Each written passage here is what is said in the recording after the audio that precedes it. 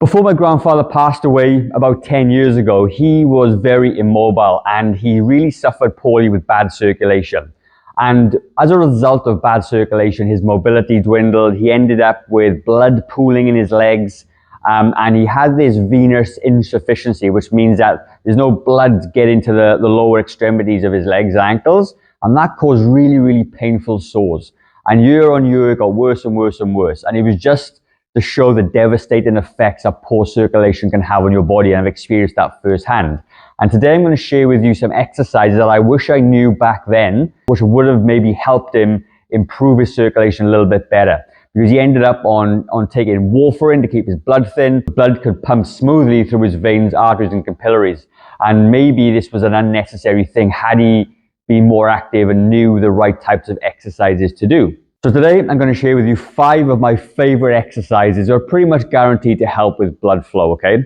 And you can do them in the house. You don't have any special equipment or anything.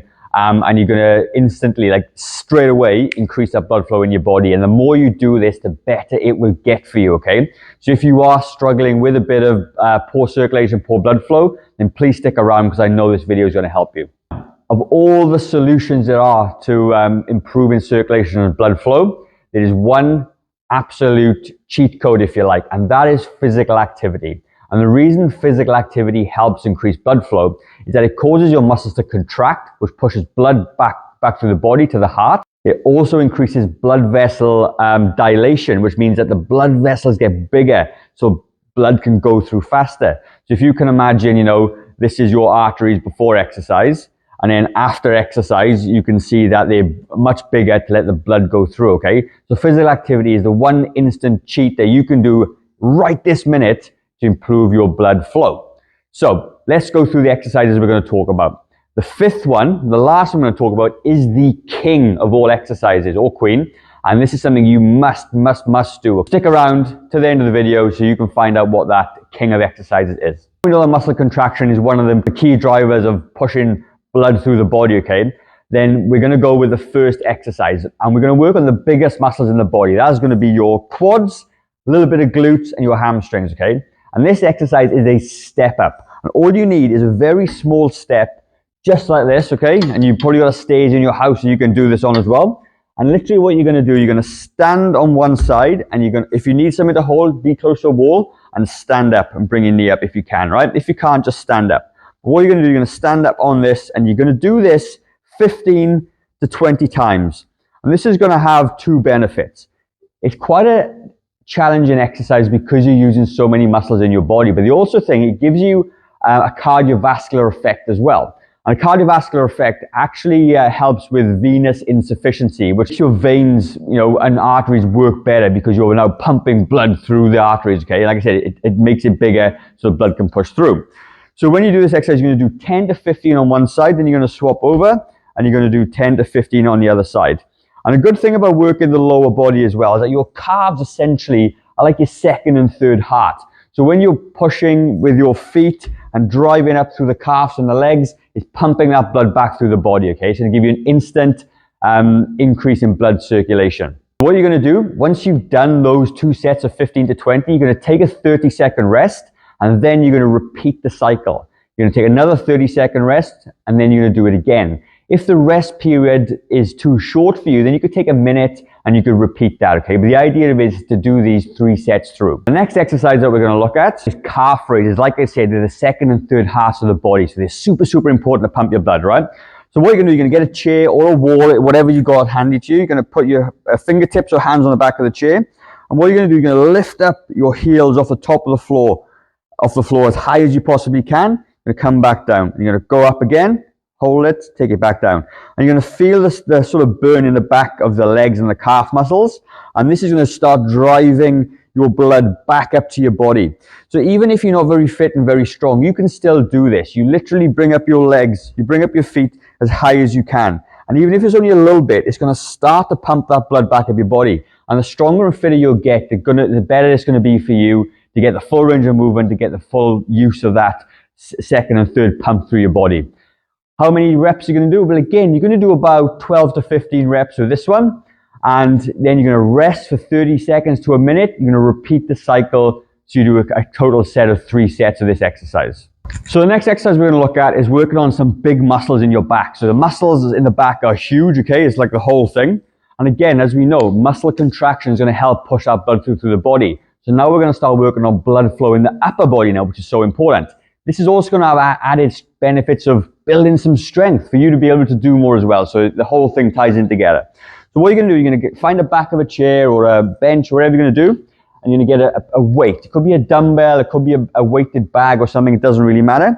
And you're going to be square on, okay? So if the chair was in front of me, I'm standing square on, and I'm going to take my hips back just a little bit. So my back is nice and flat, my shoulders are square, and I'll show you in a second, and you're going to have the weight in front of you this way. Then what you're going to do, you're going to pull back behind your body, like you're starting a lawnmower or something, okay? And you're going to be nice and slow and controlled. You're going to feel the exercise in the arms and the biceps and the back and upper back, and you may even feel a bit of tension in the back of the legs, which is always a good thing as well. And again, you're going to do 10 to 15, and then I'll do from the back this way, so you can see the arm is this way, the elbow comes behind the body, and then from the front you can see I'm nice square on, and I'm pulling back this way. And you're going to be doing, again, 10 to 15 reps as well. And you're going to take a rest, again, like I just said, 30 seconds to a minute, then you're going to repeat the same on both sides and do that as well. So now we started to work on the upper body, getting those big back muscles and arm muscles to pump blood back through the arteries, capillaries, and back into the heart. So now we've done the big muscles of the back, we're going to work the big muscles of the chest, because obviously you're increasing blood flow in your back doing the other exercise. This one's going to increase blood flow in the chest, okay? So you're going to have a bench. It could be higher or lower. It could be against the wall. It doesn't really matter too much, depending on your ability. And you're going to come down and you're going to do a press up this way. And now this is working on the chest muscles. And that's all when you hear people in the gym talk about a pump, the pump is the blood rushing to the muscles that you're working, right? So when you do this again, you're on a good form. You're pushing that blood back through the muscles and back through the body. Okay, it's getting your heart rate up again just a little bit, which has all the extra cardio benefits as well. And again, you want to be hitting for 12 to 15 reps. Take a rest, 30 to 45 seconds, repeat the process. You get the idea.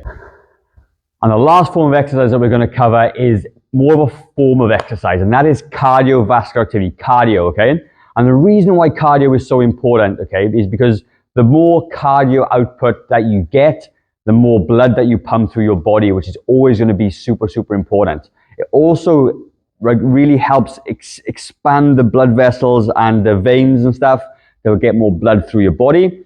It'll create a stronger heart, which means a stronger heart doesn't have to work as hard as it currently is now.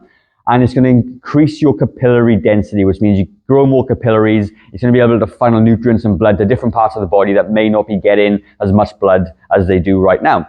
And the reason that I want you to do cardio is that I don't want you to end up like my granddad was, stuck in the chair, taking warfarin, not able to do it. So if you're able-bodied, then you've got a kind of obligation to do this for yourself, all right?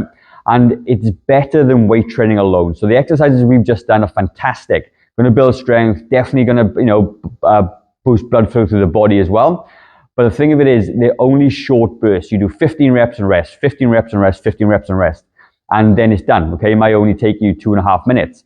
But if you go for a walk for 20, 30 minutes, 60 minutes, then it's the duration and the amount of time that you're doing the cardio for and getting the pump to work faster and longer is going to be where you get the most benefits from. So a really good amount of time to be doing cardio per week is 150 minutes bare minimum. And that has been shown in studies time and time again to get the cardiovascular benefits. And in some studies they're saying that people are living maybe 7 to 10 years longer, or if not longer, having a much better quality of life. So 150 minutes. I know you're going to say, like, 150 minutes is so many minutes per week. It works out to be 20 minutes a day. If you can invest 20 minutes a day into your health and fitness to increase your blood flow and to do all the positive things we just mentioned, I think it's a good investment. This is just about leverage. You put 20 minutes in and you get 7 to 10 years back. Okay, that's what we're looking at. So what does it even look like? Should you be running or sprinting? Absolutely not. It's something called zone 2 cardio. Zone 2 cardio is where you're working at an ability where you can still hold a conversation. It's not wiping you out. You could do it every single day without sort of being sore. And that is exactly where you need to be, all right? So zone 2 is different for me than it is to you. But reality of it is, go and put some pair of trainers on, go for a walk, and go for as long as you can. You can still hold a conversation. Okay, that's going to be perfect. And then you can start to go longer. Maybe you can go faster, whatever it is for you. But please start doing at least 20 minutes per day walking. If you currently do 20 minutes a day walking and you need to increase your blood circulation, then you do 30, 40, 50. Do a little bit more, okay? The more of this you do, the better. There's never going to be a downside to this kind of training. And what could you do? Well, you could walk, you could jog, you could do a cross trainer, you could do a cardio workout in the house, you could swim. There's a whole vast range of cardio exercises that you could do with this. But I find walking to be the lowest barrier to entry. You just need to put your shoes on and you just need to go. And it could be that you accumulate this throughout the day as well. You could just, I'm going to walk up the stairs today, work on your step ups and your cardio. You walk to the supermarket, you walk to the shops, whatever that is, if it's an opportunity to do that. So that's the video for today. I really hope you take some of this on board and put some of this stuff into action. You will be a much healthier version of yourself if you do that, okay? And hopefully you won't end up in the same spot my granddad did. I've got the skills now that I didn't have then. I want to share them with you as you go forward. There's another video up in the corner. Check it out if you like the look of it.